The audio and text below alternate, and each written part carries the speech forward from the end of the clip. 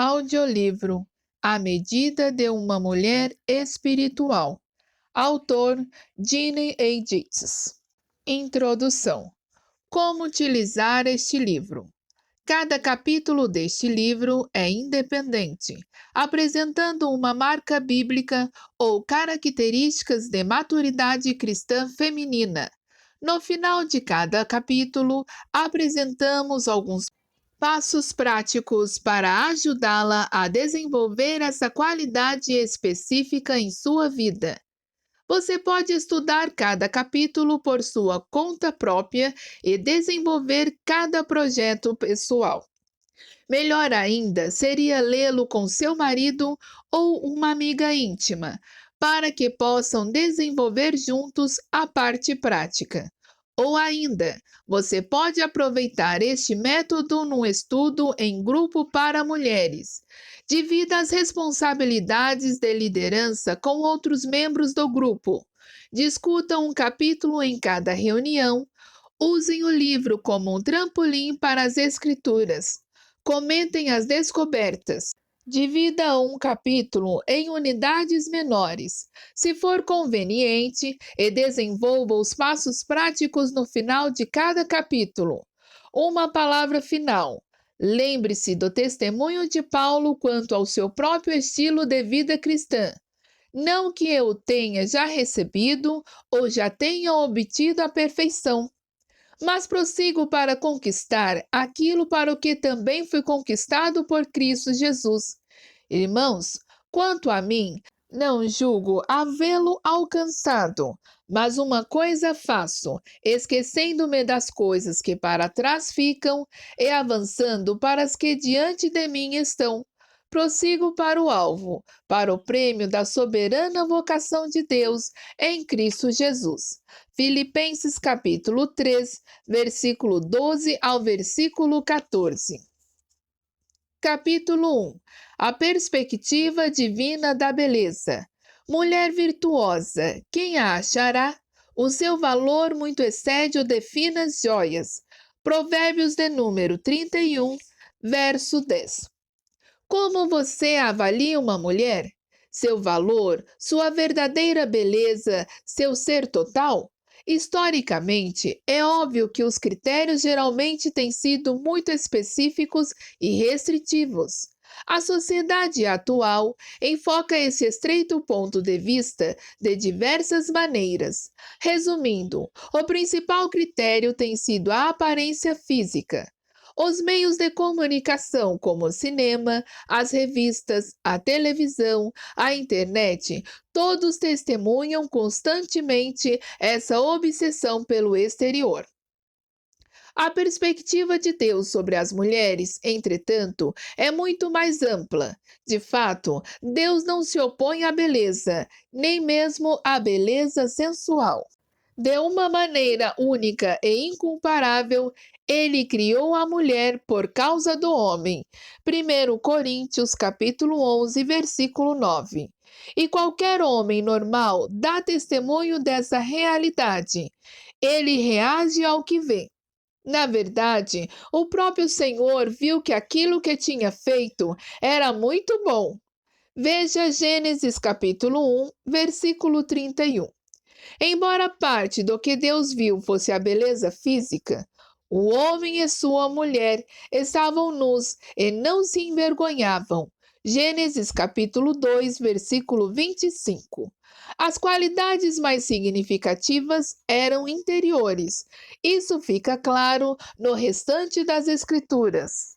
Infelizmente, a perspectiva de Deus para as mulheres tem sido distorcida. O pecado, ao entrar no mundo, levou o homem a focalizar a beleza exterior e a abusar disso, pervertendo e usando de toda sorte de propósitos egoístas. Mas a perspectiva de Deus prossegue apesar disso, e os homens e mulheres que procuram fazer a vontade de Deus podem descobrir qual a perspectiva é essa. Ela não elimina a beleza física, nem exclui as qualidades interiores. A perspectiva de Deus certamente inclui ambas, e ele coloca sua ênfase no que deve ser enfatizado, no que é real, duradouro e plenamente satisfatório, e dentro de suas leis morais. E é esse o foco deste livro. Confiamos que você receberá esta mensagem com seriedade. Se o fizer, este texto poderá ajudá-la a mudar de vida.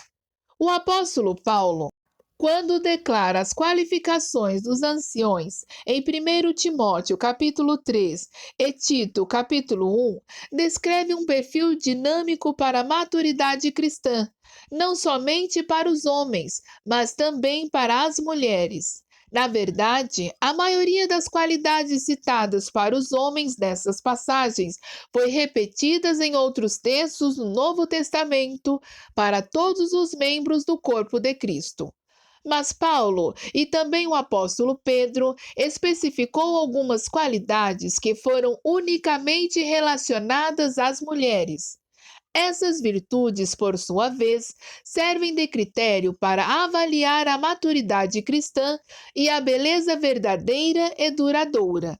Observe que, embora tais qualidades fossem especificamente relacionadas às mulheres, como as qualidades de 1 Timóteo capítulo 3 e Tito capítulo 1 foram dirigidas aos homens, são frequentemente mencionadas em outros textos do Novo Testamento para todos os membros do corpo de Cristo. Pelo menos 3 passagens se destacam claramente no Novo Testamento. Embora haja qualidades repetidas, cada passagem das Escrituras também destacam alguma característica especial para a avaliação do nível de maturidade da mulher cristã. O número ao lado de cada qualidade indicará o capítulo em que neste livro a qualidade será discutida. 1 Timóteo capítulo 3, versículo 11. Quanto às mulheres, é necessário que elas sejam respeitáveis, não maldizentes, mas temperantes e fiéis em tudo. Título, capítulo 2, do versículo 3 ao versículo 5. Quanto às mulheres idosas, semelhantemente que sejam sérias em seu proceder, não caluniadoras ou escravizadas a muito vinho, mas sejam mestras do bem, a fim de instruírem as jovens recém-casadas a amarem seus maridos e a seus filhos, a serem sensatas, honestas, serem boas donas de casa, serem bondosas, sujeitas a seus próprios maridos, de maneira que ninguém difame a palavra de Deus. 1 Pedro capítulo 3, do versículo 1 ao versículo 4. Mulheres, sede vós igualmente submissas a vossos próprios maridos, para que, se algum deles ainda não obedecem à palavra, sejam ganhos, sem palavra alguma, por meio do procedimento de suas esposas, ao observarem o vosso honesto comportamento, cheio de temor. Não seja o adorno das esposas o que é exterior, como frisado de cabelos, adereços de ouro, aparato de vestuário. Seja, porém, o homem interior do coração, unido ao incorruptível de um espírito manso e tranquilo. Essas passagens bíblicas formam a base deste livro de estudo. Cada uma apresenta diversos aspectos significativos que refletem qualidades da beleza interior e, no fundo, representam tudo que os seres humanos, homens particularmente, desejam ver numa mulher. Na verdade, sem elas, a beleza física é simplesmente algo transitório e superficial. Com elas, até mesmo o que alguns consideram imperfeições físicas se encobre pelo que é, realmente, em última análise, significativo e duradouro. Capítulo 2. Dignas de respeito. Da mesma sorte, quanto a mulheres, é necessário que sejam elas respeitáveis. 1 Timóteo capítulo 3, versículo 11. Há uma diferença de opiniões quanto ao que Paulo tinha em mente quando se referiu às mulheres em 1 Timóteo capítulo 3, versículo 11. Na versão King James e na nova versão internacional, os tradutores usaram a palavra esposas. A palavra na versão King James atualizada e na nova tradução Bíblia Americana está traduzido como mulheres, e a versão Williams usou a palavra diaconisas. De fato, é difícil saber a melhor palavra se analisarmos todo o seu contexto. Realmente, não é tão importante determinar qual das traduções é a mais adequada, porque é claro no contexto de 1 Timóteo, capítulo 3, versículo 11, que Paulo está discutindo as marcas da maturidade para a mulher cristã, não importando se ela é casada ou não, se ocupa um cargo oficial na igreja ou não. Na verdade, em seu significado mais universal, a palavra grega gyune refere-se a uma mulher de qualquer idade, solteira, casada ou viúva. Pessoalmente, considero a palavra mulheres a melhor tradução. Caso contrário, Paulo estaria destacando qualidades para as esposas dos diáconos, sem nada dizer sobre as esposas dos anciãos. Isso seria uma omissão significativa, uma vez que ser esposa de um ancião ou pastor geralmente exige mais da mulher do que ser esposa de um diácono, presumindo, naturalmente, que os homens ocupando tais cargos devem servir de acordo com as especificações bíblicas. Portanto, parece lógico concluir que Paulo primeiro enunciou as qualificações dos anciões. 1 Timóteo capítulo 3, do versículo 1 ao versículo 7. Depois, delineou as qualificações para os homens que tinham de servir como diáconos na igreja. 1 Timóteo capítulo 3, do versículo 8 ao versículo 10. Rapidamente, acrescentando as qualificações para as mulheres que, do mesmo modo, tinham de ocupar posições de serviço. Por isso, a palavra diaconisas, conforme usada por Williams em sua tradução, parecem atingir o significado básico do que Paulo tinha em mente. Enquanto o Novo Testamento claramente dá a entender que os anciãos devem ser homens, 1 Timóteo capítulo 3, do versículo 1 ao versículo 7, e Tito, capítulo 1, do versículo 5 ao versículo 9, não elimina de maneira alguma as mulheres de outros cargos da igreja. Por exemplo, considere Evódia e Sintique no livro de Filipenses capítulo 2 e versículo 2, e Priscila, a esposa de Áquila, no livro de Romanos capítulo 16, versículo 3, e Lídia de Filipos, no livro de Atos dos Apóstolos, capítulo 16, versículo 14. Augusta, venerável, reverenda, honorável. Uma das qualidades da maturidade especificada por Paulo em 1 Timóteo capítulo 3, versículo 11, é que essa pessoa seja respeitável. A palavra grega básica é semnos, significando augusta, venerável, reverenda, honorável. Aqui, Paulo está falando de uma mulher que viva de tal maneira que possa ser venerada por seu caráter. Contudo, Paulo também menciona essa mesma qualificação para os homens. Paulo usou a mesma palavra básica para descrever o nível de maturidade dos diáconos. Eles também precisavam ser respeitáveis ou homens de dignidade. 1 Timóteo capítulo 3, versículo 8. Os homens mais velhos precisavam dessa qualidade. Paulo novamente usou a palavra básica seminos quando escreveu a Tito, exortando-o também a incentivar os homens idosos a serem respeitáveis e dignos de respeito. Tito, capítulo 2, versículo 2. Paulo descreveu o alvo que todos os cristãos deveriam ter em suas vidas.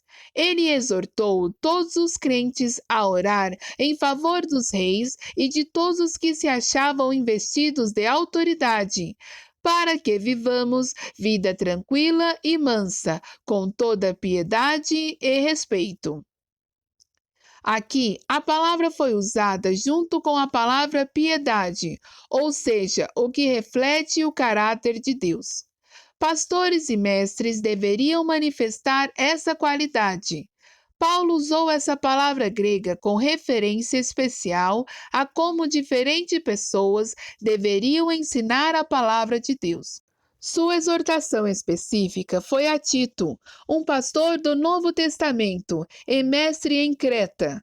Torna-te pessoalmente padrão de boas obras. No ensino, mostra integridade, dignidade, linguagem sadia e irrepreensível, para que o adversário seja envergonhado, não tendo indignidade nenhuma que dizer a nosso respeito.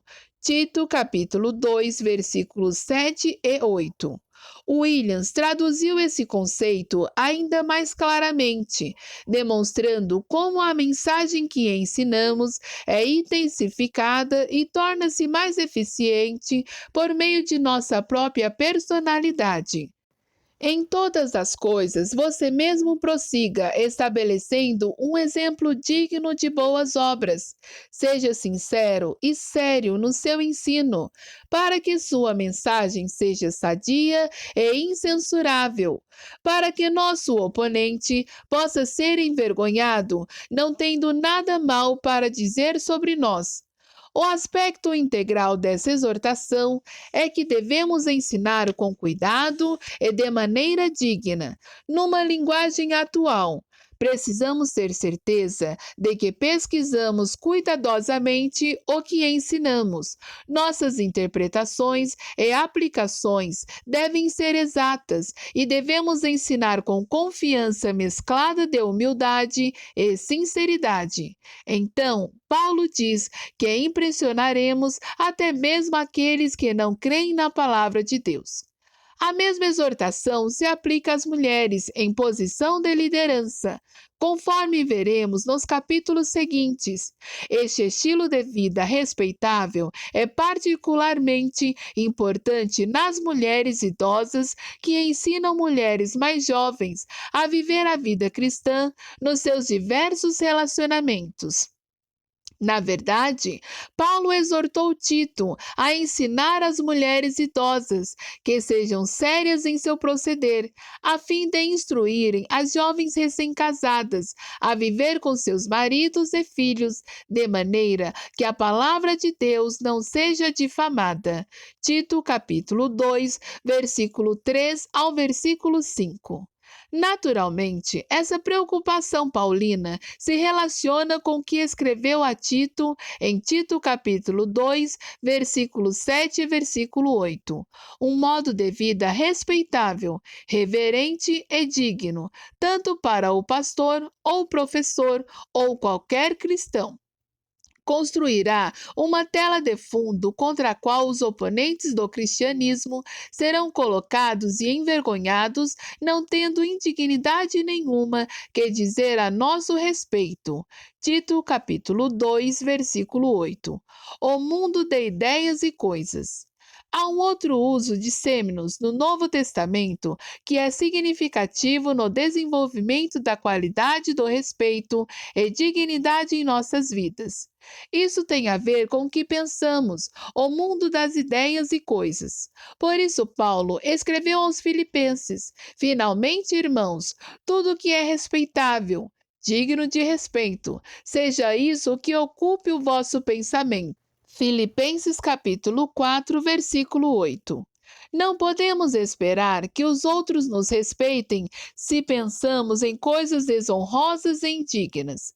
Não podemos nem mesmo desenvolver autorrespeito desse modo. E sem autorrespeito, não podemos ganhar o respeito dos outros. Lemos em Provérbios que um homem, como pensa em sua alma, assim ele é. Provérbios de número 23, verso 7. Em que coisas uma mulher pode pensar e que coisas pode fazer que a levariam a perder o autorrespeito e, consequentemente, o respeito dos outros? Literatura, programas de televisão, filmes, internet, qualquer coisa que estimule os apetites carnais e focalize o comportamento não cristão vai finalmente afetar nosso autorrespeito. Muitos romances atuais, artigos de revistas e novelas agradam a carne e focalizam mentira, trapaça, sexo ilegítimo, maledicência, fofocas, linguagem obscenas. Qualquer mulher cristã que aceite seriamente os padrões de Deus para sua vida, mas que permite que sua mente pense nessas coisas, mais cedo ou mais tarde, perderá o autorrespeito e correrá o perigo de perder o respeito de seu marido, de seus filhos e dos amigos íntimos. Um projeto pessoal ou de grupo. O projeto a seguir tem o propósito de ajudá-la, mulher cristã que é, a desenvolver o autorrespeito e também o respeito dos outros. Passo A. Pergunte a si mesmo honestamente: o que a meu respeito indica que tenho autorrespeito? Primeiro, sinto-me bem a respeito de mim mesma? Observação: autorrespeito não é orgulho. A Bíblia diz que devemos amar nosso próximo como a nós mesmos. Levítico capítulo 19, versículo 18. Há um amor próprio que é biblicamente e psicologicamente sadio. Sem ele, não teríamos o respeito dos outros nem de nós mesmos. Segundo, que evidências tenho de que outras pessoas me respeitam? Se solteira, meus amigos do sexo masculino? Se casada, meu marido e meus filhos? Minhas amigas íntimas? Outros membros do corpo de Cristo? Importante: o que você sente a seu respeito não é necessariamente uma indicação de como os outros se sentem a seu respeito. Falta de autorrespeito e um complexo de inferioridade não são necessariamente sinônimos. Em outras palavras, você pode olhar no espelho e sentir-se mal a seu respeito, mas outros podem considerá-la uma pessoa muito boa. A essa altura, ou você está enganando os outros, ou a visão que tem de si mesma está errada. Observe isso. Passo B. Para determinar se sua opinião de si mesma se relaciona com um complexo de inferioridade ou com sentimentos válidos de indignidade pessoal, pergunte-se: existem atitudes e atos em minha vida que violam diretamente as Escrituras? Tenho algum problema moral? Sou uma pessoa cheia de amargura? Sou orgulhosa e arrogante? Falo mal dos outros? Se você respondeu sim a qualquer uma dessas perguntas, essa pode ser a razão porque você não respeita a si mesma. Contudo, se está fazendo o máximo para viver uma boa vida cristã e ainda assim se sente uma pessoa inferior, então seu problema, sem dúvida, é mais psicológico que espiritual. Observação: se esse problema for de natureza psicológica, pode estar se manifestando como um problema espiritual, mas continua psicológico em suas raízes e deve ser tratado como tal. Sentimentos de inferioridade e desconforto inevitavelmente criarão problemas espirituais, mas tratar tais problemas num plano puramente espiritual pode realmente acentuar o problema e fazê-la se sentir pior. Observação: se não houver nenhum pecado flagrante em sua vida, e se outras pessoas a respeitam, então seus sentimentos negativos a respeito de si mesma são, sem dúvida alguma, de natureza psicológica. Passo C. Agora que você identificou a raiz do seu problema, entre em ação. Se você não tem autorrespeito, nem o respeito dos outros por causa de pecado, confesse-o a Deus e reivindique o seu perdão. 1 João, capítulo 1, versículo 9. Comece agora a acertar seu modo de vida pelo de Jesus Cristo, para se conformar cada vez mais à sua imagem. 2 Coríntios, capítulo 3, versículo 18. Se seus sentimentos íntimos de negativismo se baseiam unicamente em seu ponto de vista sobre si mesma, sem razões válidas, partilhe essa mais íntima ansiedade com alguém em quem você realmente confia. Alguém que a aceite, que a ouça, que não a julgue. Observação: isso é o que os maridos cristãos que realmente amam a Cristo deveriam ser capazes de fazer. Mas tenha cuidado, você pode prejudicar seu marido, porque ele pode se acusar por causa dos seus sentimentos íntimos. Se ele se tornar defensivo e não quiser ouvir, isso acentuará seu problema e fará você se sentir ainda mais indigna e mais culpada. Sugestão: você pode pedir-lhe que leia este capítulo e particularmente este parágrafo, e assim o ajudará a entender o que você está sentindo. Diga-lhe primeiro que você acha que seu problema é de inferioridade e que se relaciona com uma imagem inadequada do seu ego. Fale a ele de sua necessidade de um ouvinte compreensivo e acolhedor. Alguém com quem você possa desabafar tudo o que sente de ansiedade e tensão. Até mesmo seus ressentimentos que possam ter brotado do fato de ele não ter sido um bom ouvinte. Contudo, se você acha que seu marido não pode resolver seu problema, procure uma amiga de confiança. Preferivelmente, uma mulher cristã espiritualmente amadurecida, e compartilhe seu problema.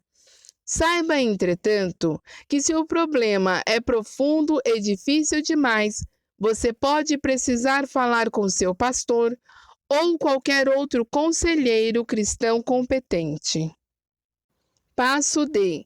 Se seu problema for basicamente espiritual, eis aqui algumas passagens bíblicas para você memorizar que a ajudarão a vencer o pecado em sua vida. Guardo no coração as tuas palavras, para não pecar contra ti. Salmos de número 119, verso 11. Rogo-vos, pois, irmãos, pelas misericórdias de Deus, que apresentei os vossos corpos por sacrifício vivo, santo e agradável a Deus, que é o vosso culto racional. E não vos conformeis com este século, mas transformai-vos pela renovação da vossa mente, para que experimenteis qual seja a boa, agradável e perfeita vontade de Deus. Romanos capítulo 12, versículo 1 e 2. Se habita em vós o Espírito daquele que ressuscitou a Jesus dentre os mortos, esse mesmo que ressuscitou a Cristo Jesus dentre os mortos, vivificará também os vossos corpos mortais, por meio do seu Espírito, que em vós habita. Romanos capítulo 8, versículo 11. Não vos sobreveio tentação que não fosse humana, mas Deus é fiel e não permitirá que sejais tentados além das vossas forças. Pelo contrário, juntamente com a tentação, vos proverá livramento, de sorte que a possais suportar. 1 Coríntios capítulo 10, versículo 13. Tudo posso naquele que me fortalece. Filipenses capítulo 4, versículo 13. Se confessarmos os nossos pecados, Ele é fiel e justo para nos perdoar os pecados e nos purificar de toda a injustiça. 1 João capítulo 1, versículo 9. Se o seu problema é basicamente psicológico, eis aqui alguns versículos bíblicos que ajudarão a melhorar a imagem do seu ego. Pois tu formastes o meu interior, tu me tecestes no seio de minha mãe. Graças te dou, visto que por modo assombrosamente maravilhoso me formastes. As tuas obras são admiráveis, e a minha alma o sabe muito bem. Salmos de número 139, verso 13 e 14. Porque eu estou bem certo de que nem a morte, nem a vida, nem anjos, nem principados, nem coisas do presente, nem do porvir, nem poderes, nem altura, nem profundidade, nem qualquer outra criatura poderá separar-nos do amor de Deus, que está em Cristo Jesus, nosso Senhor. Romanos capítulo 8, versículo 38 e 39. Por isso, não desanimamos. Pelo contrário, mesmo que o nosso homem exterior se corrompa, contudo, o nosso homem interior se renova de dia em dia. 2 Coríntios, capítulo 4, versículo 16. Que é o homem que dele te lembres? Ou o filho do homem que o visites? Fizeste-os por pouco menor que os anjos, de glória e de honra o coroaste, e o constituíste sobre as obras das tuas mãos. Todas as coisas sujeitastes debaixo dos seus pés. Hebreus capítulo 2, versículo 6 a 8. Capítulo 3. Não maldizentes. Da mesma sorte, quanto às mulheres, é necessário que sejam elas não maldizentes. 1 Timóteo capítulo 3, versículo 11. Um dos mais recorrentes problemas para nós é a incapacidade de controlarmos devidamente nossas línguas. Embora seja definidamente difícil para ambos, homens e mulheres, segundo Timóteo capítulo 3, versículo 3. Paulo enfoca especificamente esse assunto, referindo-se às mulheres.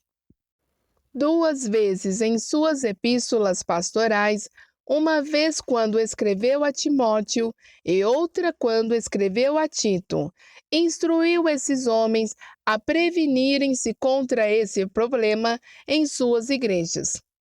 Para Timóteo, escreveu que as mulheres que servem como modelos de maturidade cristã devem ser respeitáveis, não maldizentes.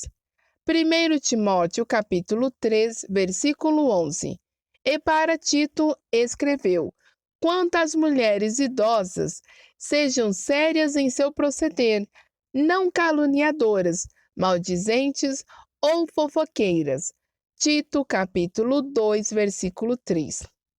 Mais do que qualquer outro escritor do Novo Testamento, Tiago, capítulo 3 ao capítulo 4, fala especificamente e dramaticamente sobre a língua e seu potencial para o mal. À medida da maturidade. Porque todos tropeçamos em muitas coisas, escreveu Tiago. Mas, se alguém não tropeça no falar, é perfeito varão, ou atingiu a plena maturidade, capaz de refrear também todo o corpo. Tiago capítulo 3, versículo 2. Ninguém alcança a perfeição nesta vida, no sentido e significado absoluto da palavra. Mas a questão principal em Tiago é cristalina. O modo como usamos nossa língua é um indicativo da medida de nossa maturidade cristã.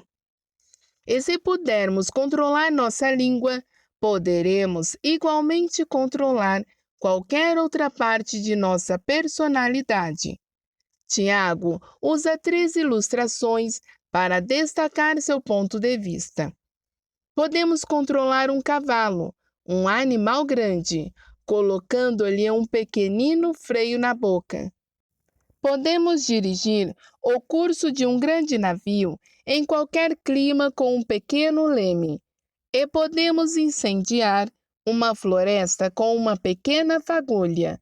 Tiago capítulo 3, do versículo 3 ao versículo 5. Reiteramos que o ponto principal de Tiago é óbvio. A língua é pequena, um dos menores membros do corpo, mas é poderosa. E a língua é como fogo, é um mundo de iniquidade, situado entre os membros do nosso corpo, e contamina todo o corpo. Exatamente como uma pequena fagulha pode incendiar toda uma floresta. A língua põe em chamas todo o curso da existência humana. Tiago capítulo 3, versículos 5 e 6. Colocando de outra forma, o uso de nossas línguas se reflete e afeta tudo o que fazemos e cada pessoa com a qual entramos em contato. Assim como o fogo se espalha pela floresta, incendiando tudo em seu caminho, também os rumores, as fofocas ou uma acusação espalham-se rapidamente e fogem ao nosso controle. E cada língua que repete o mexerico acrescenta mais combustível ao que logo poderá transformar-se num incêndio incontrolável. Ao descrever a natureza maligna da língua, Tiago torna-se muito específico. A fonte de toda essa maldade, escreveu Tiago, é o próprio inferno. Tiago capítulo 3, versículo 6. Satanás é a raiz de toda fofoca, maledicência e calúnia. Interessante é que a palavra usada por Paulo para descrever maledicência, fofocas e calúnia em 1 Timóteo e Tito é, em essência, a mesma usada para Satanás ou diabo no Novo Testamento. A correlação é clara. Satanás tem sido um caluniador e falso acusador desde que caiu do seu lugar de glória e honra no céu. Nele não há verdade, disse Jesus, porque é mentiroso e pai da mentira. João capítulo 8, versículo 44. Satanás é a raiz de todo mal, considerando que a língua é capaz de grandes males. A fonte deste mal é o próprio Satanás, com enorme poder sobre a humanidade. Assim, Tiago acrescentou: pois toda espécie de feras, de aves, de répteis, de seres marinhos se doma e tem sido domada pelo homem. A língua, porém, nenhum dos homens é capaz de domar. É mal incontido, carregado de veneno mortífero. Tiago capítulo 3, versículos 7 e 8. A solução: sabedoria divina. De acordo com Tiago, não há um meio eficiente de controlar a língua de uma pessoa que deseja viver para si mesma e para Satanás.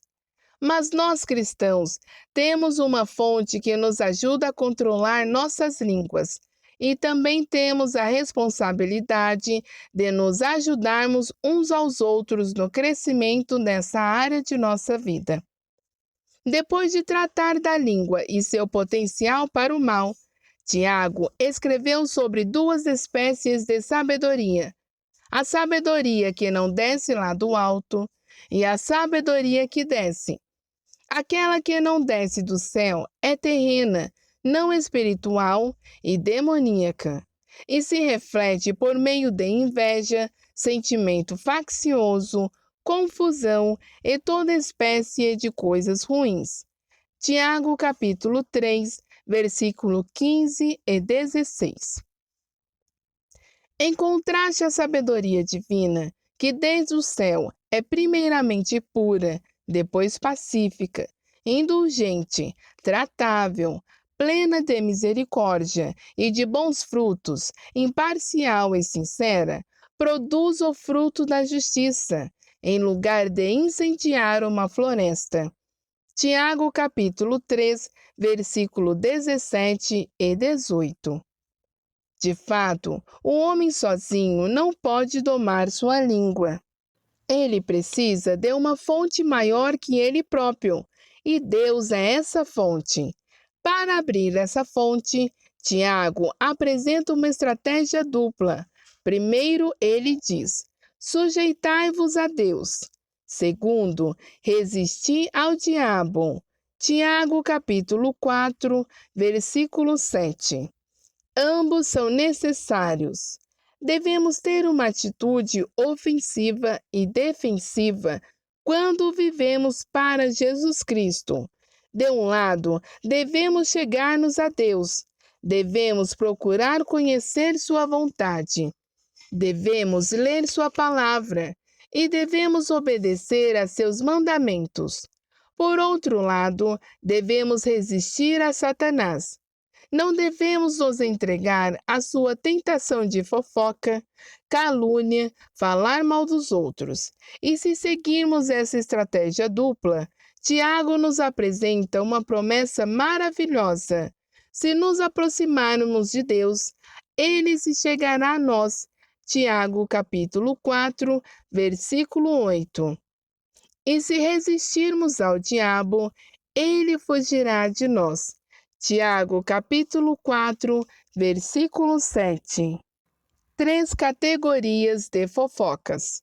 Há pelo menos 3 espécies de fofocas entre os cristãos no presente século. A primeira espécie de fofoca é a maliciosa. É disso que Tiago fala. A fofoca maliciosa é consciente e deliberadamente prejudicial. Baseia-se na inveja e tem suas raízes no egoísmo flagrante. Tem o propósito de quebrar relacionamentos e destruir amizades, e pode manifestar-se em toda espécie de atos maldosos. A segunda espécie de fofoca é a racionalização. É muito mais sutil que a fofoca maliciosa. O que torna a racionalização tão perigosa é que resulta de auto-engano, enraizada e baseada nos mesmos motivos da fofoca maliciosa. A pessoa que racionaliza se convence de que está fazendo para o bem de outras pessoas. É possível que se disfarce dizendo que vai orar pela outra pessoa e que está preocupada. Não obstante, a racionalização é muito destrutiva. A terceira espécie de fofoca é a fofoca inocente. Envolve uma pessoa que realmente está preocupada, mas que é, até certo ponto, imprudente e insensível aos sentimentos dos outros. Fofocas inocentes são, às vezes, motivadas por um desejo de ajudar, mas na realidade, a fofoqueira talvez esteja tentando provar aos outros como é prestativa.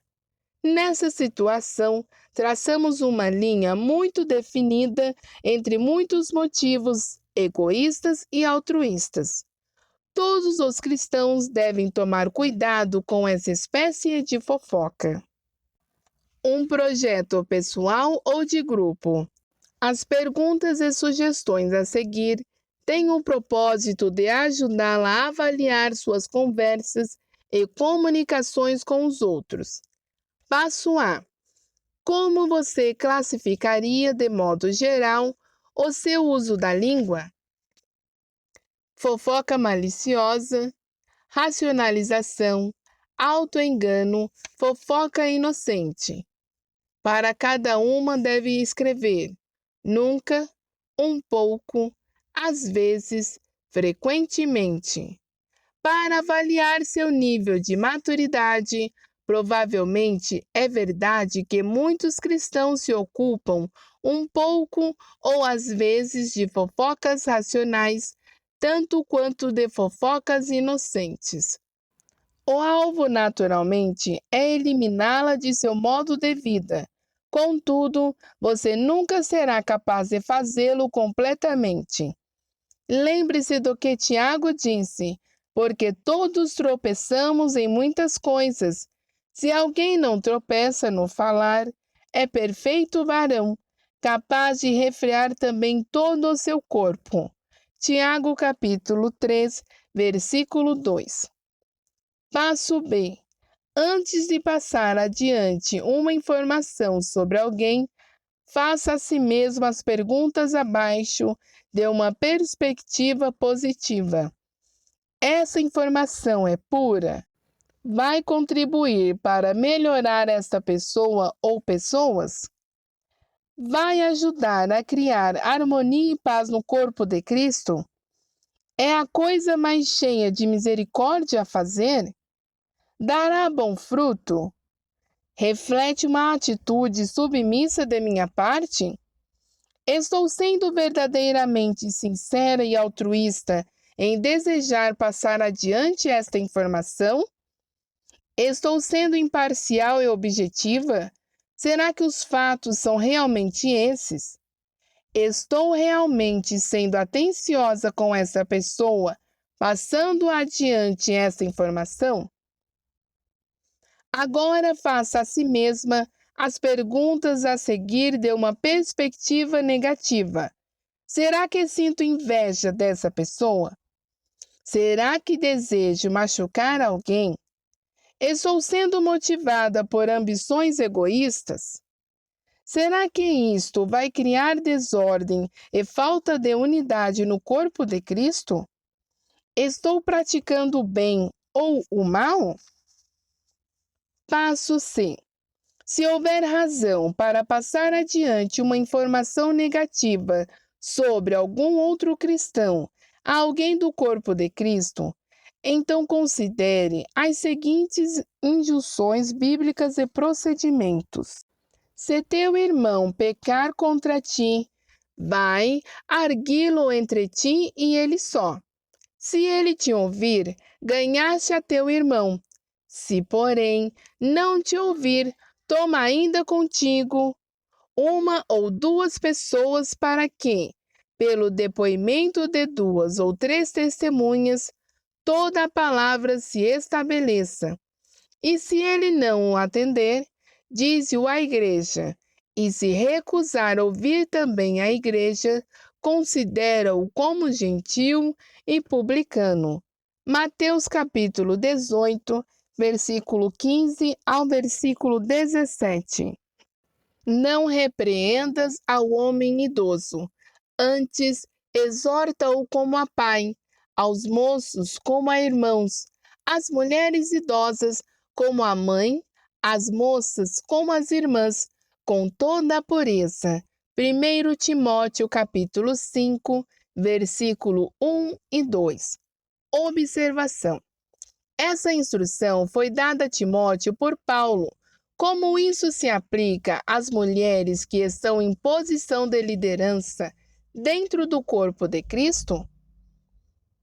Não aceites denúncia contra presbíteros, senão exclusivamente sob o depoimento de duas ou três testemunhas. Quanto aos que vivem no pecado, repreende-os na presença de todos, para que também os demais temam.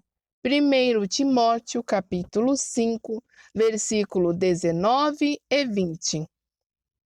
Observação. Essa também foi uma orientação dada a Timóteo. Como isso se aplica a mulheres que estejam em cargo de liderança? Passo D. Pense nos versículos bíblicos a seguir. Meditação, memorização e orientação no uso da língua. A morte e a vida estão no poder da língua. O que bem a utiliza, come do seu fruto. Provérbios de número 18, verso 21. O que guarda a sua boca e a sua língua, guarda a sua alma das angústias. Provérbios de número 21, verso 23. Como as maçãs de ouro em salvas de prata, assim é a palavra dita a seu tempo. Provérbios de número 25, verso 11. Maçã, espada e flecha aguda é o homem que levanta falso testemunho contra o seu próximo. Provérbios de número 25, verso 18.